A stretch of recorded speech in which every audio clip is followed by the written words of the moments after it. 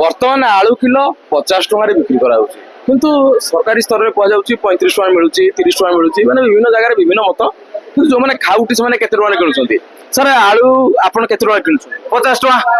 ସରକାର କୁହନ୍ତି 30 ଟଙ୍କା ନହେଲେ 35 ଟଙ୍କାରେ ଆଉ କେହି ଅଧିକା ବିକି ପାରିବେନି। 50 ଆଳୁ 50 ବିକୁଛନ୍ତି ଦଉନାହାନ୍ତି। ଆଜ୍ଞା ଏ କଟକ ଏରିଆ ସବୁ ଏରିଆ ତ ବୁଝିବ, ତମ କଟକ ସବୁ ଏରିଆ ସବୁ ଆଉ ମୁହଁ ପାଖ ଲଗା କଣ କହିବ ଏ ବିଷୟରେ? ମହିନାକୁ ତ ସବୁ ରେଟ୍ କରିଦଉଛନ୍ତି ଆଉ ନବୀନ ବାବୁ ଠିକ କରିଥିଲା, ମହିନାକୁ ତ ରେଟ୍ କରିଦଉଛି ଆଉ କଣ କହୁଛି ତ ରେଟ୍ କରୁଛି ଆଉ ସବୁ ତ ରେଟ୍ କରୁଛନ୍ତି ଆଉ ନବୀନ ବାବୁ କଣ କରୁଛନ୍ତି? ନବୀନ ବାବୁ ଯାହା କରିଥିଲେ ସବୁ ଠିକ କରିଥିଲେ, କଣ ଠିକ ଗୋଟେ କରୁଛନ୍ତି? ସବୁ ଠିକ ଆଳୁ ଫାଳୁ ସବୁ ଚଳଉଥିଲେ ଠିକ, ତାହେଲେ ମୋହନ ବାବୁ କଣ କରୁଛନ୍ତି? ରେଟ୍ କରିଦେଇଛନ୍ତି ସବୁ ଆଉ ଆପଣଙ୍କର କୋଉ ଏରିଆ? ଆମର କଟକ ଏରିଆ। କଟକ ଏରିଆ। ଆଚ୍ଛା କଣ କରିବେ ସରକାର କଣ ଆଳୁ ବିପର୍ଯ୍ୟୟକୁ ମୁକାବିଲା କରିବ? 50 ଟଙ୍କା, ପିଆଜ କିଲୋ 60-70 ଟଙ୍କା, ଆଉ କଣ ଖାଇବ? ଏ ତ ଶୁଣିବେ। ଚଳିଛନ୍ତି ସବୁ ଆଉ କଲିକତା କାହିଁକି ଆଳୁ ଦଉନି? ବେଙ୍ଗଲ ତଳେ ଆସୁନାହିଁ ଆଉ ବନ୍ଦ କରିଦଉଛନ୍ତି, ଷ୍ଟ୍ରାଇକ୍ କରିଦଉଛନ୍ତି ଆଉ କଣ ଗୋଟେ କାରଣ ଥିବ? ଏଇ ତ ସବୁ ଷ୍ଟ୍ରାଇକ୍ କରୁଛନ୍ତି ଆଳୁ ଗାଡି ଏମିତି ଆଉ ଏବେ ପରିବା ନେଇକି ଆପଣ ଆଳୁ କିଲୋ 50, ପିଆଜ କିଲୋ 60-70 ସବୁ ତ ବଢଉଛନ୍ତି ଆଉ କଣ ଖାଇବ? ରସୁଣ 450, 450, 400, ଆଉ କାହା କେତେ ଖାଉଛୁ?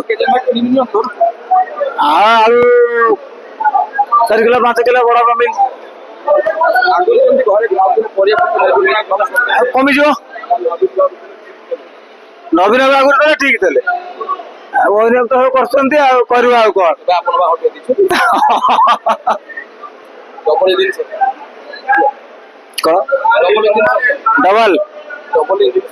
ଡବଲ ଇଞ୍ଜିନ ସରକାର ଭଲ ଆଉ କଣ?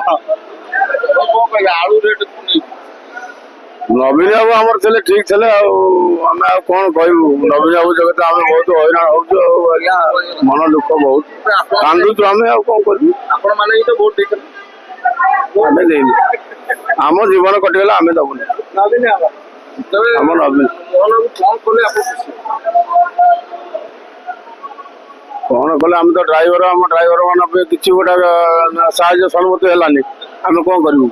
ନବୀନ ବାବୁ ସରକାର ତ ହେଲାନି 25 ବର୍ଷ, ଆଉ ଏଇ ନୂଆ ସରକାର ଉପରେ କେମିତି ଆସା? ସେଇଆ ସେ ଦାୟୀ ନବୀନ ବାବୁ କଣ କରିବେ? କଣ କହିଲେ? ଏଠି ଦାୟୀ ନବୀନ ବାବୁ ନା ମୋହନ ବାବୁ ଦାୟୀ? ଆପଣ 25 ବର୍ଷ କଲାବେଳେ ହେଇ ନା ମୋହନ ବାବୁ ଦାୟୀ।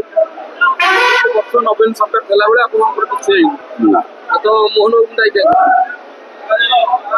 ନବୀନ ବାବୁ ଆମର ଦୁଃଖ ସୁଖରେ ସବୁ ଭାଗିକି ରହୁଥିଲେ ଆଉ ହେଲାନି କାହିଁକି ଆପଣଙ୍କର? ତାହେଲେ ହେଲାନି ଗୋଟେ କଥା, ଯଦି ଆପଣଙ୍କର ନବୀନ ବାବୁ ସବୁ କିଛି କଲେ, ତେବେ ଆପଣଙ୍କର ଡ୍ରାଇଭର ମାନଙ୍କ ପାଇଁ କିଛି କଲେନି? କରିଛନ୍ତି କରୁଛନ୍ତି ତେବେ ଏବେ ତାକୁ ସୁବିଧା